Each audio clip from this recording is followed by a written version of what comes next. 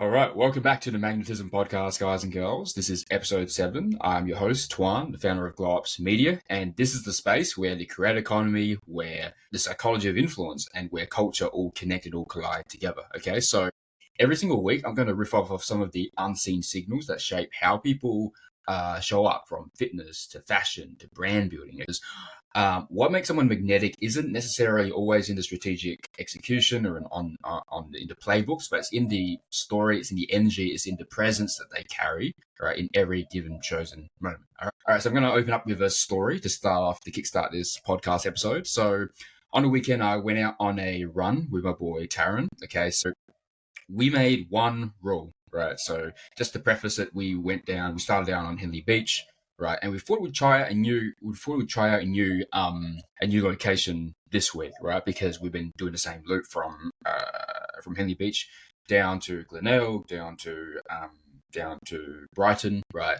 down to Sea Clifford, and all the way back. We thought, okay, let's change it up a bit. Let's go the opposite direction. So then we ended up going from Henley Beach, right, down to Semaphore, down to Outer Harbour, and then loop back, right? So we made ourselves one rule this week, right, which was no phones. We're not going to check our Strava stats, right? We're not going to clock, how many kilometers have we done, right? What's our pacing, et cetera, right? So it was just no distractions. We weren't going to track it. It's just let's be in the moment and let's enjoy the run, right? And it's just you, me, the road, and the run, okay? So we initially said let's do 33 kilometers just because I checked the distance beforehand. All right, so when we get back, it'll be 33 Ks or something like that, right? But here's what's interesting and here's what happened, right? We actually overshot that goal. So instead of hitting 33 Ks, we actually ended up doing 35 Ks, right?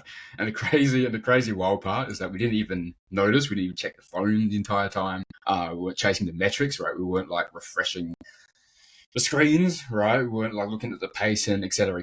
We were just flowing with it, right? Just having good conversations about life, right? Good conversations about business, just zooming out from the busy, hectic week, right?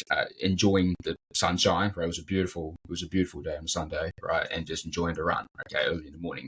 And that's the thing about life, about brands, about magnetism. When you stop checking the scoreboard every single time, every single 5 minutes, you ended up overshooting what you initially thought.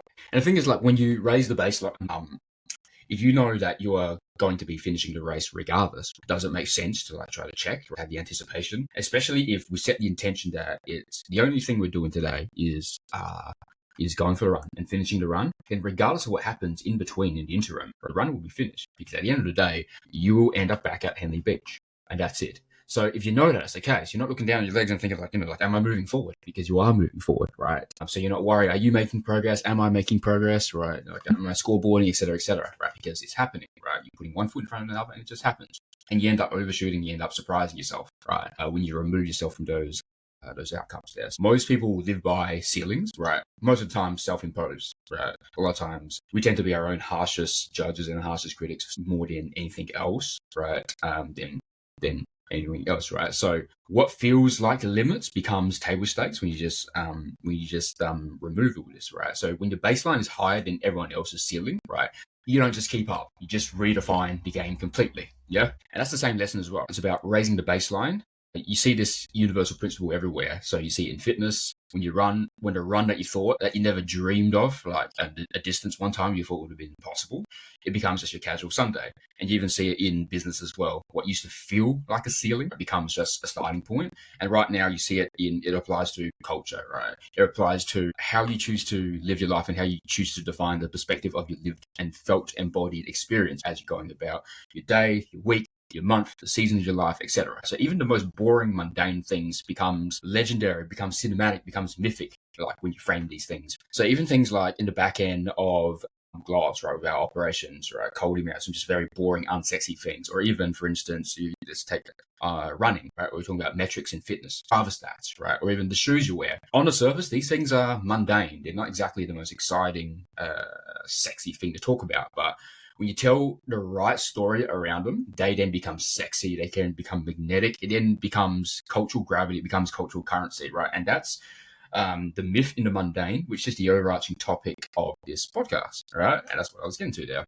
Tying this back to the creator economy, right? There's a polarity playing out at the moment, okay? So internationally, here's the unspoken truth, right? When you take fitness, you take apparel, you take lifestyle beauty brands, direct-to-consumer brands, right, across the East, across the West, across emerging markets, across the developed markets. There is a polarity playing out, right? The truth is the factories, the supply chains, the distribution is happening in all of the emerging markets, right? But the aspirational aesthetics, the look, the face, the vibes, that sells, right?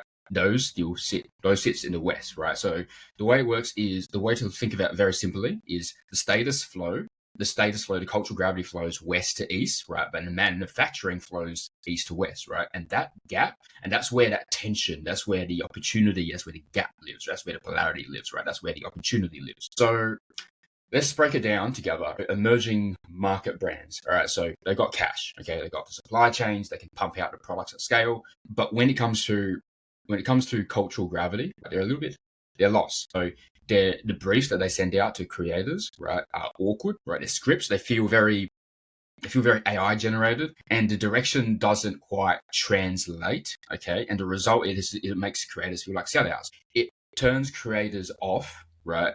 Because it doesn't feel like something they can naturally get around, right? It has that cringe kind of it kind of factor, right? Now you flip it around the other way. You take your Gymshark, you got Aloe Yoga, you got Riderwears. They got cultural capital baked in, like it's locked in. That's table stakes, yeah. So they are the aesthetic. So they can snap their fingers and they can have 100 micro creators in matching sets tomorrow. But behind the curtains, the challenge is the problem that's faced, especially with a lot of the developed Western brands, right, direct-to-consumer brands, is it's chaos at the moment, right? And it's going to be even more chaos over the coming weeks, right? Especially as we come into Q4, into Black Friday, right?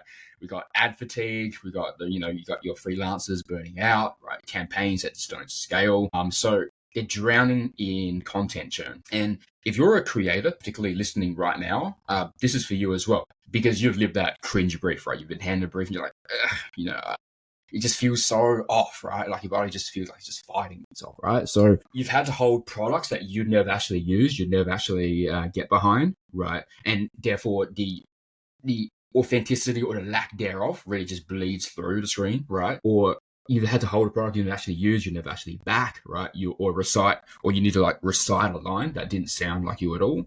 And deep down, you knew, right? This isn't elevating me, it's actually cheapening me, right? One, because if you're not willing to back a brand, if you're not willing to back a product and a brand and a movement or a mission or what it stands for or doesn't stand for, then you feel cheapened as a result of it. You feel that incongruence, right? But because of that tension and because of that challenge and because of that unique gap that exists in the polarity at the moment, in the creator economy, in the direct-to-consumer markets, in the fitness brands all around the world, right, is the reason why I built Glow Ups Media, okay? So I built this curated network here, so it becomes a conduit, it becomes the bridge and the filter, and it's a stage where both sides wins, right? So brands don't just get content, right? They get direction, they get the storytelling, they get the world building that actually land, that actually resonates, okay? So, and the creators on your side, all right, on the creator side, you don't just take the briefs, okay? You step into a system that not only protects your aura, right? It augments, elevates you, right? It makes you feel seen, so that it makes you look, it puts you in front of the opportunities and opens the doors, so you look elevated, you look magnetic, right? You look aspirational, okay?